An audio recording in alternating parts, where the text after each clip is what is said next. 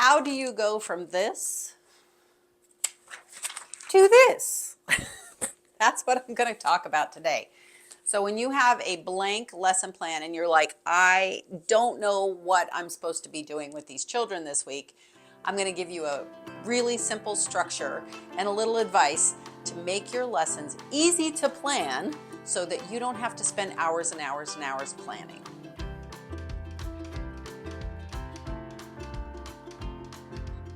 Hello friend, thanks for stopping by the channel. My name's Pam Wilson. I'm an elementary music teacher in Northern Virginia, and I am passionate about helping new teachers or newer teachers, just like you, get better at teaching and understand the profession better and make really great decisions in your classroom so that you can help your children to really thrive in your music classes.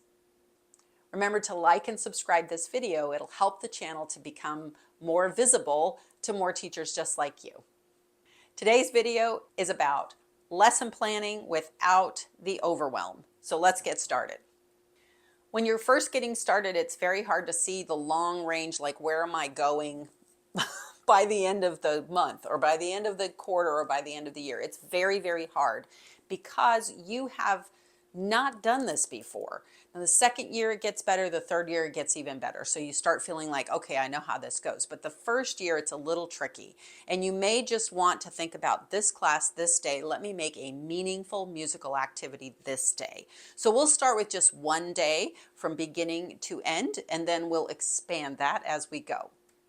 Stephen Covey in the 7 Habits of Highly Effective People said, begin with the end in mind. And you know what? That's the way musicians work all the time, because you don't just like pick up a piece of music and say, let's see where this is going to go. Usually when you're learning music, you go, I want to perform on this date, and what do I need to do to get it ready for performance?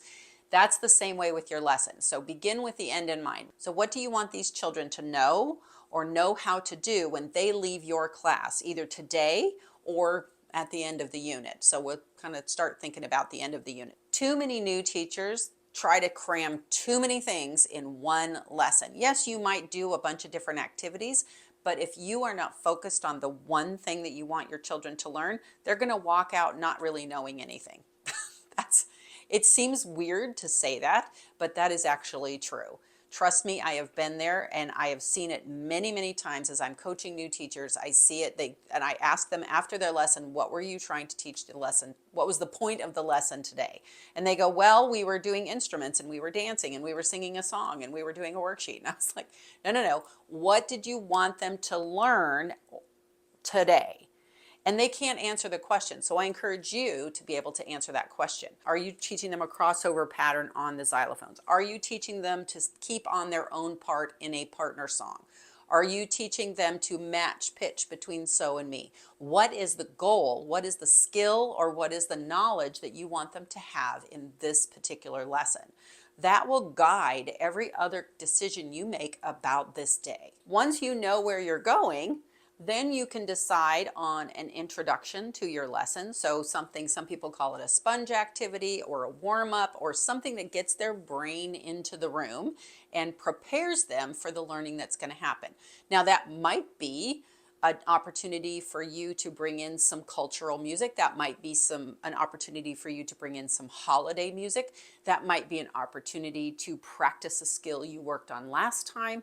So you might do a vocal warm-up, you might do a rhythm pattern, you might do a little play along or a body percussion follow along video. There's lots of different options for you to get them in the room. That should take 5 to 7 minutes at the most, saying hello and getting in the room. So if you have a 30-minute lesson, I'm going to just go with that because that's a pretty standard length of time. Some people have an hour, so obviously if you have an hour, you're going to have to break that up a little bit. But if you have a 30-minute lesson, then you've got 5 to 7 minutes for a warm-up / skill builder. And then you've got the core of your lesson. The core of your lesson will probably take about 20 minutes, 15 to 20 minutes. And then at the end, you have a reflection or a follow-up or a question or a share with your partner or something at the end to wrap it all up. So to put it simply, you've got 3 sections. You've got an introduction or a warm-up, you've got the main part of your lesson, and then you've got a reflection or a send them out the door sort of a thing. Now, what do you do in the middle? That's the question, right? There is so much repertoire out there for children that sometimes it's hard to figure out what you want to do. When you're first getting started, I highly recommend that you band your lessons for more than one grade level. You could even use the same content for the whole school. I've seen that done. And I've seen some presentations at workshops and whatnot where people use the same song all week long. Now I'm going to tell you, as a musician, I would get very bored with that and I would get sick of that song and never want to sing the song again. But hey, you do you. If that is the simple way to do it, fantastic. So when you're in kindergarten, maybe you just move to it, but when you're in 6th grade, you write your own verse and create a, an ORF accompaniment to it. I don't know. There's so many different ways to change it. Change a lesson for little kids to big kids. What do I mean by band your lesson? If let's say that you teach from K to 5 or K to 6. I teach K to 6. A lot of schools are K to 5. You might be in a primary school that's K to 3, and then you have an upper school that's 4 to 6. So there's different ways that schools are arranged. So you would band the lesson. So you'd make a single lesson for kindergarten and 1st grade, for example. So kindergarten is just learning like how to be in school, right? And they're just experiencing everything and you tell them a lot. 1st grade, they've done it once, but now they're practicing a little bit more. Maybe you can ask more questions about the lesson. Maybe they might remember it from last year. They might not remember it from last year, but you can do a little bit higher level things with them. So same lesson, just a little bit different interaction with the children. Then the next band would be 2 and 3 if you have a K to 5. If you have K to 6, I would say kindergarten through 2nd grade would be one band, and then 3 and 4 would be the next. So it kind of depends on what your overall school is. So the next band would be 2nd and 3rd. Now 2nd grade is all about making decisions and making choices. 3rd grade is starting to get to that point where they're reading to learn rather than learning to read. So now your 3rd graders are probably starting recorder, they're starting note reading and that sort of thing, but the 2nd grade can do a lot of pre-reading. They can do solfege on the staff. They can do reading those note values with half notes and quarter notes and eighth notes. But 3rd grade can take it a little bit further, same content, right? All right, now we go into the older grades. So 4th and up, this is really where kids are reading to learn. So if you know that they're reading to learn in their classroom, then they can be reading to learn here. So you've probably already taught your 3rd graders, if you were there last year, you were taught your 3rd graders how to learn a song. Well, now we're going to practice learning songs. And the songs that we learn to play on our recorders or our xylophones or we're singing, we're doing more complex things with them. So we might have a song where you don't just do one part, but you do 3 parts of accompaniment. So you teach the 3 different parts. One day in your lesson, you teach the first part. Then the next week you come back with the same song, you teach 2 parts and see if you can do that. The next week you come back again and you do 3 parts with the song. So you build on it. But in that first day, just like I said before, you want one purpose, one thing you want them to walk away knowing. Now, if you get further, great, but really only make yourself do one thing. I have so many times thought, oh, well, we can do 57 different things. And you know what? They don't do anything well. Really, they end up not doing anything well. So if I say, I want them to learn this crossover technique that goes from high to low, because that's in a song that we're doing right now, and it's a new thing that's quite challenging for my 4th graders. So we're going bum-ba-dum, bum-ba-dum, bum-ba-dum.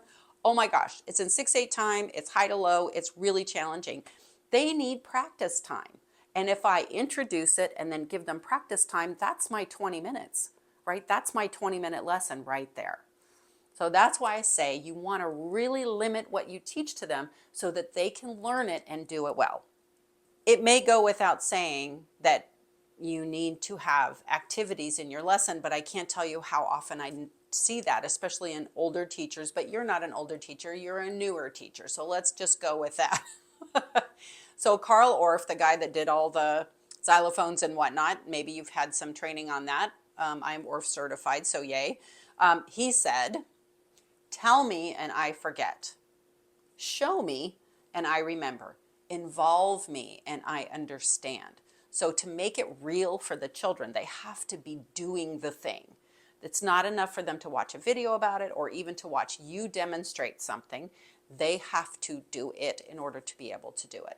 So what is the skill that you want them to learn? I want them to sing on pitch. Well, they've got to practice and they've got to do it. And every time you sing with them, you remind them, this is our goal. We want to sing on pitch. I want to say, oh, I'm hearing you using your singing voice. Can we sing on pitch now?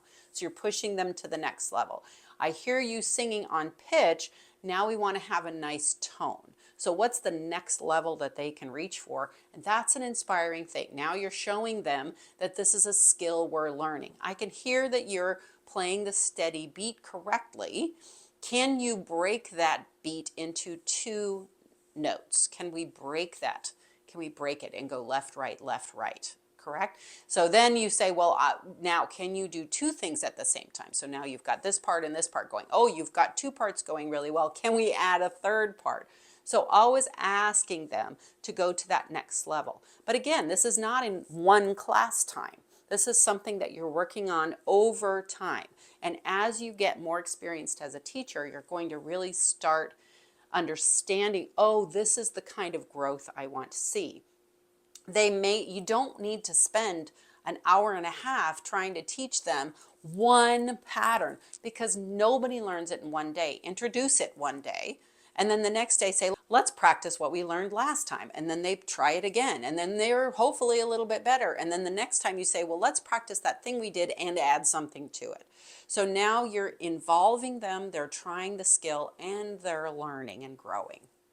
Once you see them start to learn and grow, then that is what becomes a unit. Now, in units, I work in 3 or 4 week periods within a unit, especially if I have hour-long classes. And my older kids come for hour classes, my younger kids come for 30 minutes. You might have an hour class for everybody. I've heard that that's a thing. I don't love it for little kids. You probably don't either. Try to get your district or your school to change that if you can. So the older kids, that's 3 or 4 lessons within a unit. So that's a conceptual unit. So maybe your unit is all about music around the world. And so you're going to focus on one particular country, or maybe a couple of different countries within one grade level or one band, like we were talking about earlier.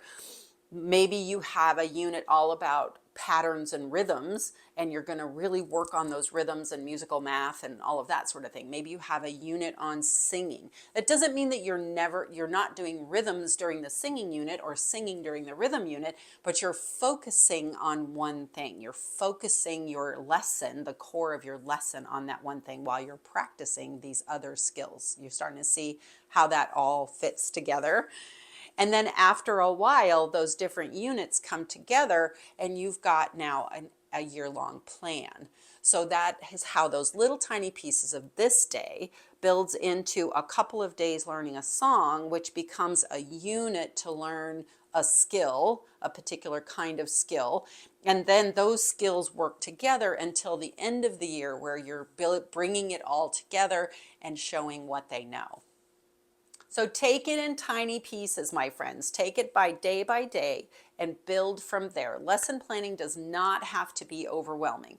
Allow yourself grace. Allow yourself to start simple by banding those lessons, either for the lower grades and the upper grades, or for a couple of grade level bands at a time, and then move forward from there. As you get more experience, you may say, well, I'm kind of tired of that song. I want to now break it up into different songs for different grade levels, even though you're teaching the same skill throughout all of the grade levels.